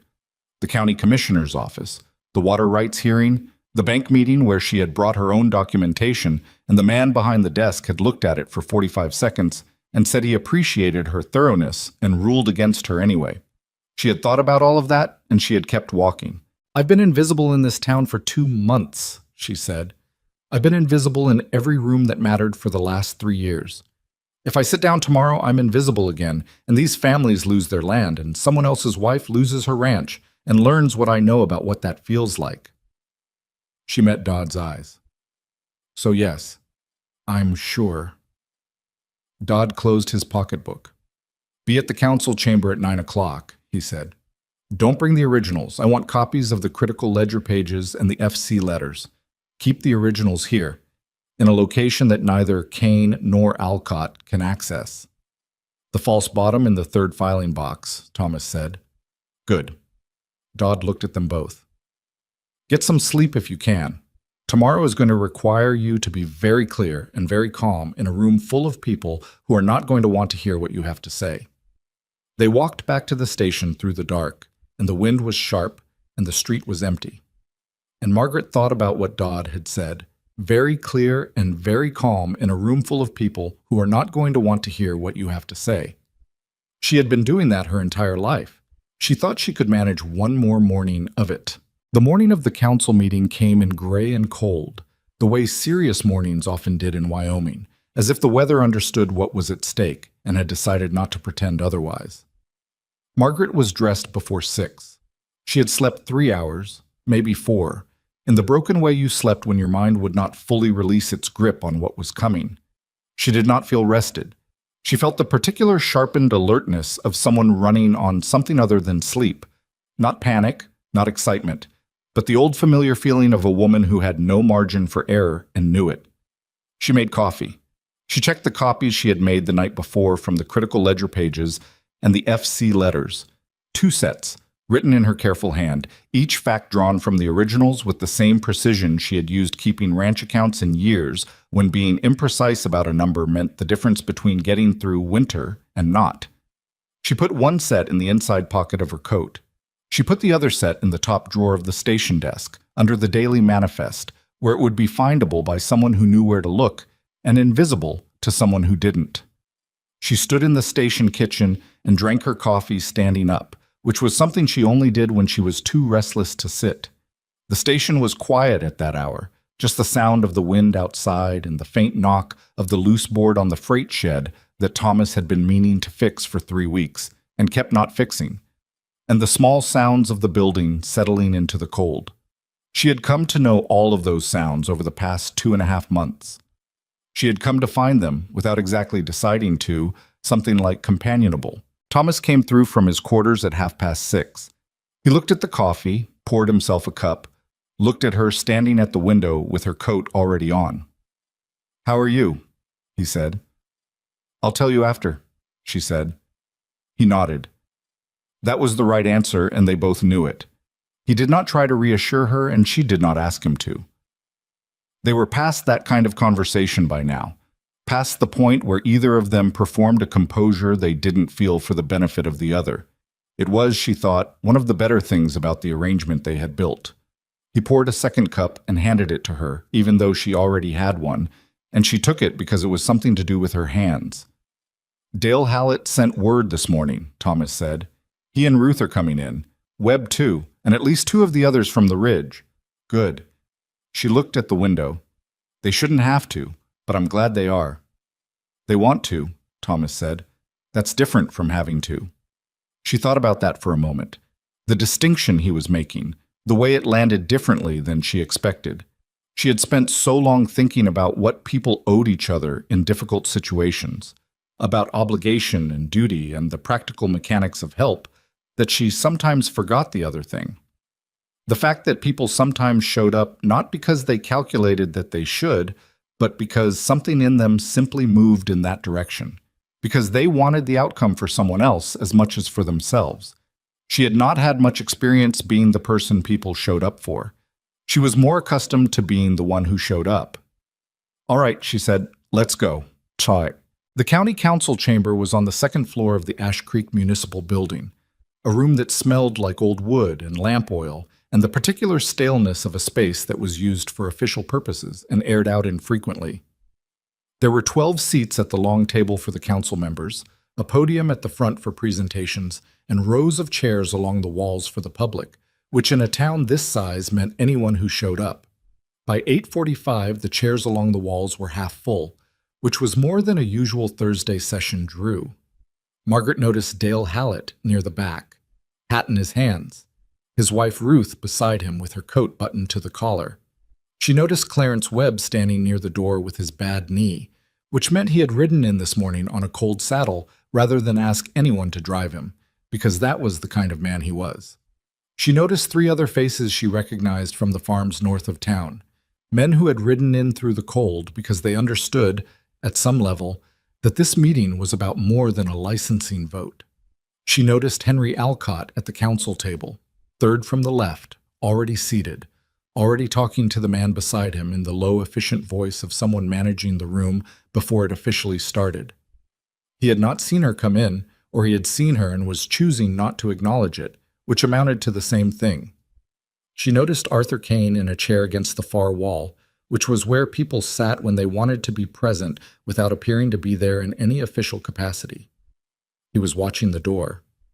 When Margaret came through it with Thomas beside her, his eyes found her immediately, and something in them went carefully still. She did not look away from him. She held it for a moment, just long enough for him to know she had seen him, just long enough for him to understand that she was not going to pretend otherwise. And then she looked at the front of the room. Marshal Elias Dodd was not visible yet. She found a seat against the side wall, 3 rows from the front. Thomas sat beside her. She set the copies in her lap and put her hands over them and waited, which was the hardest part. Margaret had never been good at waiting when there was something to be done. She had spent 30 years filling waiting time with work, with the particular industry of a woman who understood that the gap between one problem and the next was not a rest, but a preparation. She made herself sit still. She made herself breathe at a normal rate. She looked at the room and memorized it the way she'd learned to memorize things. Not by trying to, but by paying attention, by actually seeing what was there instead of what she expected. The council chairman, a man named Orrin Gable, who was 70 years old and had the air of someone who had run too many meetings to be surprised by anything, called the session to order at 9 o'clock exactly. He read through the agenda in the measured voice of a man who believed procedure was its own form of dignity, and Margaret listened with one part of her attention and watched the door with the other. The Meridian Land Holdings licensing vote was third on the agenda. First was a road maintenance discussion. Second was a dispute about the mill water allocation. Margaret sat through both of them with her hands flat on the papers in her lap and her back straight, and when the chairman moved to item 3 and read the full name of the licensing application aloud, she felt the room shift slightly. A subtle change in attention, the particular quality of people who had come specifically for this moment, leaning in. Henry Alcott presented the application. He was smooth at it, organized, confident, hitting the expected notes about economic development and regional investment and the benefit to county commerce. He had clearly done this before, presenting things in council chambers, and he had the particular skill of making something that was being done to people sound like something being done for them. Margaret watched his hands as he spoke. They were steady, relaxed, the hands of a man who did not expect to be interrupted in any meaningful way. He was 3 minutes into his presentation when the door opened. Marshal Dodd came in wearing his coat and his badge, and he did not hurry, and he did not make a scene of it, but a federal marshal's badge in a county council chamber was not a small thing, and the room understood that immediately. The murmur that went through the chairs was low but distinct, the sound of people recalibrating what kind of meeting this was going to be. Alcott paused. Dodd found a position near the back of the room and stood there. He did not sit. He did not approach the table. He simply stood, which was enough. Chairman Gable looked at him over his spectacles. "Marshal Dodd, are you here in an official capacity?" "I am," Dodd said. "I'd ask the council's patience for a few minutes before the vote is taken. There's a matter related to this application that requires the council's awareness." Alcott set his papers down. His face had gone the particular careful blank of a man choosing his expression deliberately. "Chairman, I object to an interruption of scheduled council business by—" "The marshal has standing," Gable said mildly, in the tone of a man who had not survived 70 years and 20 of them running this council by letting other people's impatience become his problem. He looked at Dodd. "What is the matter?" "I'd ask that a witness be allowed to address the council," Dodd said. "She has direct knowledge of the application before you and of the entity making it." Gable looked at the room. His old eyes moved across the seated public and landed on Margaret with what she suspected was not surprise. A man who'd run that many meetings probably noticed things before they happened. "Mrs. Ellison," Dodd said. She stood. She walked to the podium at the front of the room with the copies in her hand, and she set them on the podium's small shelf, and she looked at the council members, all 12 of them, and then she looked at the room behind them, at Dale Hallett and Ruth, at Clarence Webb by the door with his bad knee, at the farmers who had ridden in from the cold that morning because they wanted to be there. She thought briefly of Arthur Kane's voice in his office the day she arrived. "I changed my mind. I needed someone younger, someone who could keep up with the pace." She thought of the 43 cents. She thought of the bench in the cold. Then she spoke. She did not have a speech prepared because she had learned that speeches prepared in advance had a way of failing you precisely when you needed them most. They were written for a room that hadn't happened yet, and rooms never came out exactly as imagined. What she had instead was the information, organized in her mind the way she organized everything, in order and with precision, and she trusted that. She told them about the freight records. She told them about the double entries, the false weights, the payments recorded in a hidden ledger kept by the station's previous manager. She told them about the letters signed FC. She told them about Meridian Land Holdings and the 12 properties north of Ash Creek, and the man named Briggs who had visited each of them with a low offer and a false story about the railroad pulling back its expansion. She told them about the survey equipment coming through the station, labeled as agricultural supplies, and what that meant about Pacific Continental's actual plans for the land those families owned. She was not loud. She was not emotional in the way people sometimes expected women addressing a hostile room to be emotional. She did not cry. She did not appeal to sympathy. She did not say please. She said what she knew and how she knew it in the order that made the most sense, and she let the information carry its own weight because information that was true did not need decoration. She was 4 minutes in when Alcott said, "Chairman, this woman has no standing here. She arrived in this town 2 months ago with nothing and no connections and no—" "She's a witness before a federal inquiry," Dodd said from the back of the room, with the flat authority of a man who did not need to raise his voice to be heard in every corner of it. "She has standing." Alcott's jaw tightened. He looked at Dodd, then at Gable, then at Margaret, running his calculations. Margaret kept going. When she got to the payment records, the initials, the amounts, the dates, she saw something happen in the room that she had not entirely predicted. She saw people who had not come in believing her start to believe her. It happened in phases, the way belief always happened. Not all at once, but in increments. The small shifts of expression that meant a person was revising what they thought they understood. Dale Hallett had his hands locked together and was staring at the floor in the particular way of a man learning exactly how close he had come to a disaster he had not seen coming. Ruth's hand was on his arm, and then Margaret got to the last entries. "In the records from the most recent 3 months," she said, "there are 4 payment entries with the initials AC. She looked at the room steadily. Arthur Kane, who operates the Regional Railroad Office and who serves as Meridian Land Holdings' primary business contact in this territory, appears to have received payment from this scheme on at least 4 documented occasions." From the far wall, Arthur Kane said, "That is an outrageous fabrication, and I will have my lawyers—" "Mr. Kane," Dodd's voice crossed the room, "you'll have an opportunity to respond in the appropriate legal venue." Silence. Kane sat back. He was a man who had spent his life calculating odds and exits, and Margaret watched him run the calculation now, watched him understand that the exit from this particular room was narrower than any he had navigated before. She set the copied documents on the table in front of Chairman Gable. "I have provided copies," she said. "The originals are in federal custody." She looked at Gable directly. "The application before you today is not an economic development proposal. It is the final step in a land fraud operation that has been in preparation for over 18 months, and it is designed to give legal cover to land agreements that were obtained through deliberate deception of farming families who trusted that the information they were being given was honest." She paused. "I would ask the council to consider that carefully before it votes." She went back to her seat. The room was not silent. It was the particular loud quiet of a large group of people trying to process something they had not expected to hear. Gable let it run for a moment, then called for order, and the room obeyed him the way rooms obeyed men who had run them long enough to have earned the automatic response. What happened next took 40 minutes, and was not clean or simple, because nothing in a council chamber was clean or simple.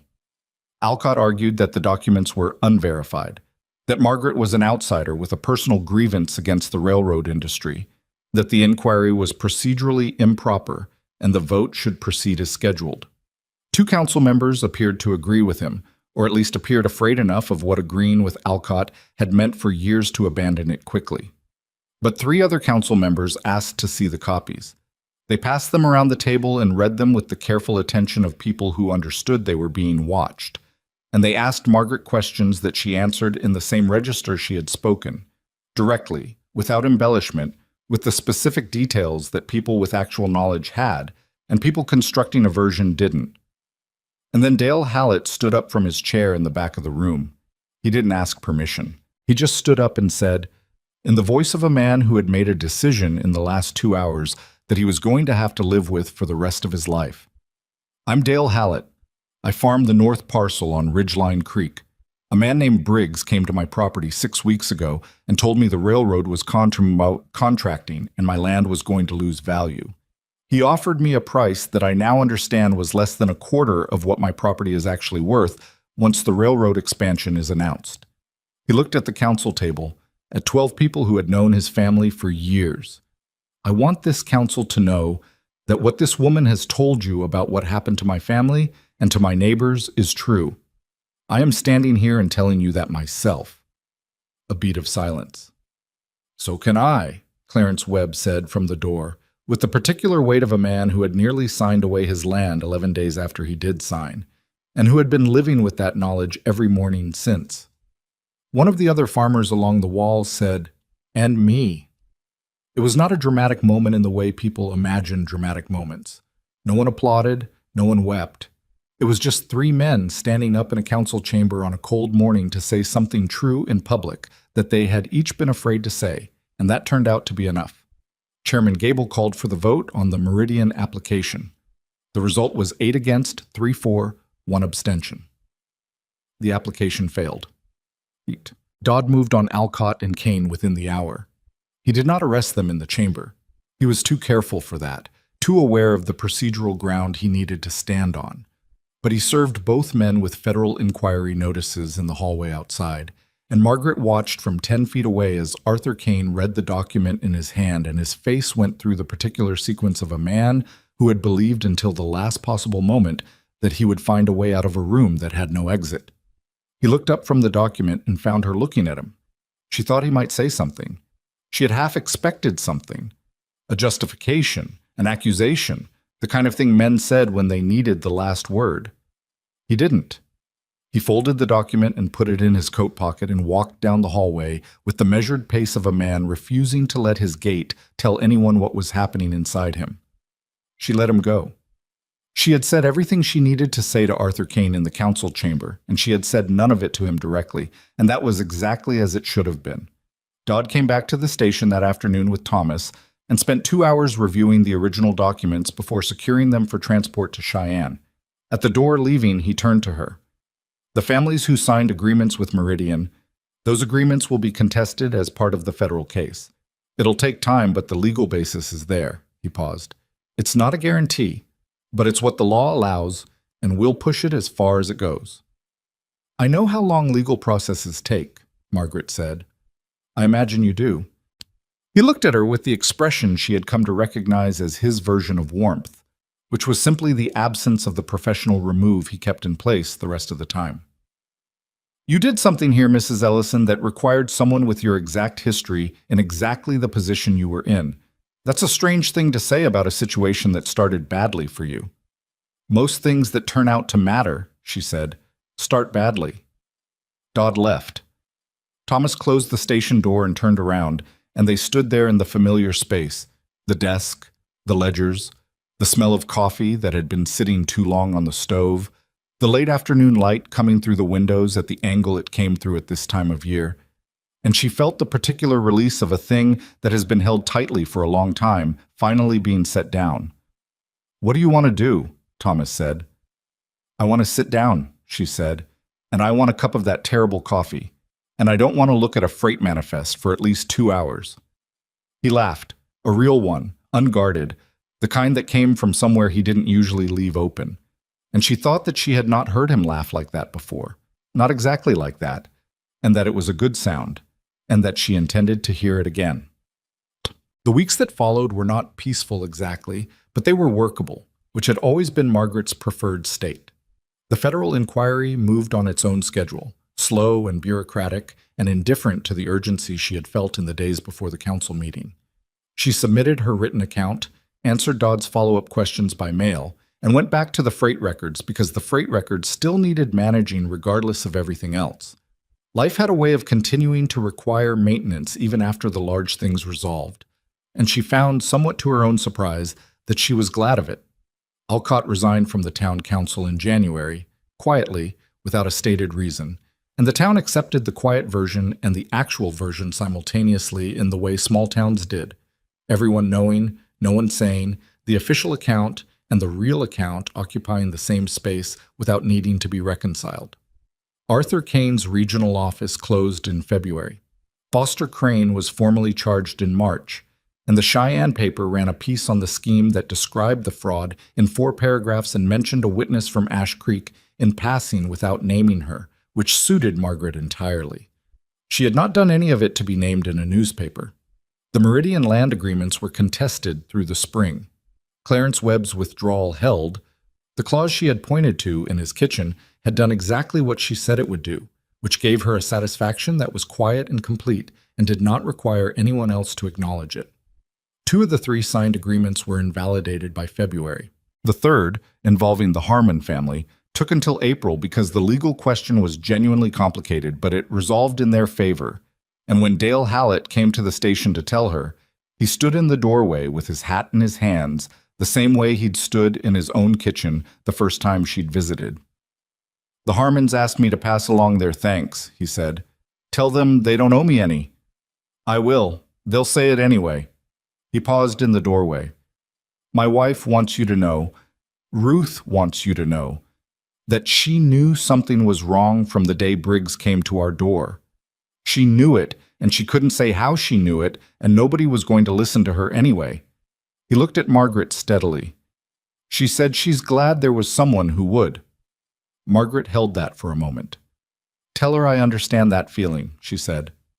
He left, and she stood at the window and watched him walk back down the street, and she thought about Ruth Hallett's face the first time she'd sat in that kitchen.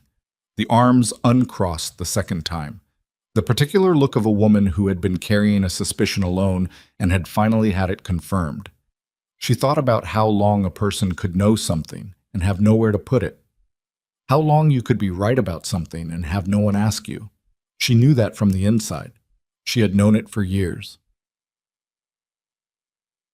Thomas brought it up on an evening in late March, when the winter had finally begun to release its grip, and the air through the station windows carried the first suggestion of mud and early green underneath everything.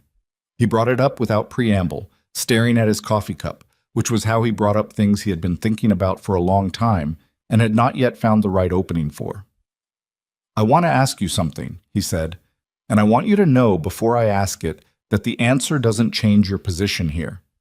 If the answer is no, everything stays the same. The job, the room, this." He gestured at the table, at the 2 cups, at the lamp, at the evening that had assembled itself around them the way evenings had been doing for months now. "I'm not making the question a condition of any of that." She looked at him. "Just say it, Thomas." He looked up from the cup. "I'd like to marry you, if you'd have me." He said it plainly, without ceremony. Not because it's practical, though it is. Not because it would answer the town's questions about what we are, though it would. But because— He stopped, started again. "Because I think about the morning you walked into the station with your suitcase and 43 cents, and I think about what this place was before that and what it's been since. And the difference is you. Not the records, though the records are the best they've ever been. You." He met her eyes. "I don't want to imagine this kitchen without you in it." She looked at him for a moment. She thought about everything she knew about him by now.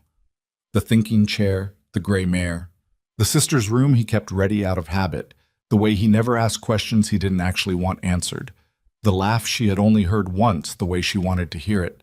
She thought about the bench in the cold and the 43 cents, and the platform where she had watched a train go and believed it was taking the last version of her future with it. "You should know," she said, "that I am not easy to live with. I'm aware. I will reorganize your systems without asking and tell you when I think you're wrong about something. Also aware. And I'm 58 years old. I know how old you are. And I have strong opinions about how long coffee should sit on a stove before it becomes unacceptable." Something moved at the corner of his mouth. "Is that a yes?" That's a yes, she said. He reached across the table and put his hand over hers. It was not a grand gesture, it was just his hand, warm and work-roughened, covering hers on the kitchen table in the lamplight. And she turned her hand over under his and held it, and they sat there without talking, because the right things had been said, and the silence after them was not empty. They married in May, on a morning warm enough to stand outside without a coat, in the open space beside the station where someone had planted cottonwood trees years ago that had grown large enough to mean something. Dale and Ruth Hallett came. Clarence Webb came, with his bad knee and his good hat. The Harmon family came. Eliza Harmon carrying a pie that turned out to be remarkable, and that she said was made from apples grown on the land they'd nearly lost. Several of the other farm families from north of town came as well, some of them people Margaret had visited once and hadn't spoken to since, showing up not because she'd asked them, but because they wanted to be there, and the distinction mattered to her more than she would have said. Pauline Marsh came, which Margaret found quietly amusing. Pauline had revised her account of Margaret in the months since the council meeting into something that bore little resemblance to the conversations they'd actually had, but Margaret let it stand. People rewrote their own histories. It was usually harmless. It was sometimes kind. Agnes Tilford, the Justice of the Peace, performed the ceremony with the efficient warmth of someone who had been doing this for 20 years and still meant it. She was one of those people who had found the exact work they were supposed to do and had the good sense to stay in it, and it showed. Thomas stood beside Margaret under the cottonwoods in his good coat and looked at her the way he had looked at her since nearly the beginning.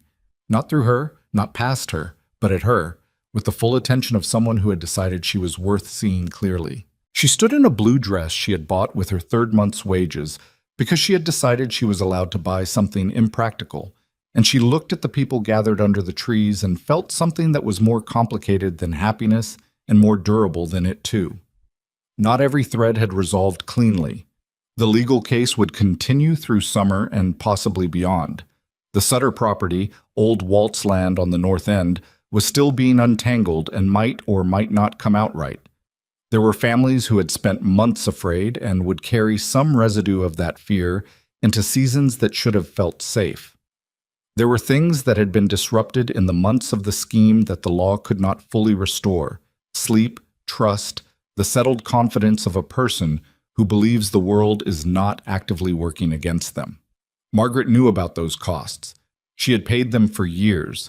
She did not pretend they balanced cleanly against what had been recovered, because life was not a ledger that came out even, whatever certain kinds of stories wanted you to believe. What she believed was simpler and harder to say without making it sound like less than it was. She believed that a person could lose almost everything: the land, the certainty, the future they had planned, the sense that their life was going in a direction, and still find the thread of themselves somewhere in what remained, if they were patient enough and stubborn enough and willing enough to keep looking for it. She believed that being overlooked was not the same as being without value, even when the people doing the overlooking had the authority and the position to make it feel that way. She believed that the things a person learned in obscurity, in the daily unremarkable work of keeping something alive, were not lesser knowledge because no one had been watching. They were real knowledge. They accumulated. They waited. And she had come to believe, in the 2.5 months between a bench in the cold and a May morning under cottonwood trees, that the places we end up by accident are sometimes more honest than the places we aimed for. That there was something in the unplanned arrival, the missed train, the door closed by someone who had his own reasons and thought they were final, that occasionally pointed you somewhere truer than the destination you had mapped. She had not come to Ash Creek looking for any of this. She had come looking for a job and a place to put her suitcase and a reason to keep being useful, which was the most she had allowed herself to want. She had found a hidden ledger and 5 farm families and a man who picked up her luggage without being asked, and it had turned into something she did not have a clean word for. Not rescue, because she had not been rescued. She had rescued herself by doing what she knew how to do in the place she happened to be. Not a second chance, because that implied the first chance had failed, and she was no longer sure that was the right way to look at it. Maybe it was just the next thing. The next chapter of a life that had more chapters left than she had believed when she was sitting on that bench counting coins. Agnes Tilford said the final words. Thomas said his. Margaret said hers. Somewhere in the gathering, she thought it was Clarence Webb. Someone said something under his breath that made the men beside him laugh. And the laugh was the unself-conscious kind, the kind that runs through a crowd, the way warmth runs through a room when someone opens a door. And it arrived at Margaret and passed through her, and she laughed too, not knowing what had been said, just recognizing the feeling. Thomas looked at her sideways. "What?" he said. "Nothing," she said. "Everything's fine." And she meant it the way she had not meant it for a long time. Not the brave version, not the version you said to keep other people from worrying, not the version you said to yourself in the dark to get through to morning. She meant it the plain way, the true way. The cottonwood leaves moved in the May air. The platform where she had once sat with 43 cents and nowhere left to go stood 20 feet away. The same boards, the same weather-worn wood, ordinary and unchanged. She had arrived on it like something deposited by a tide that was going out, and she was still here, and the tide had not taken her. She was still here. That was the whole of it, and it was enough.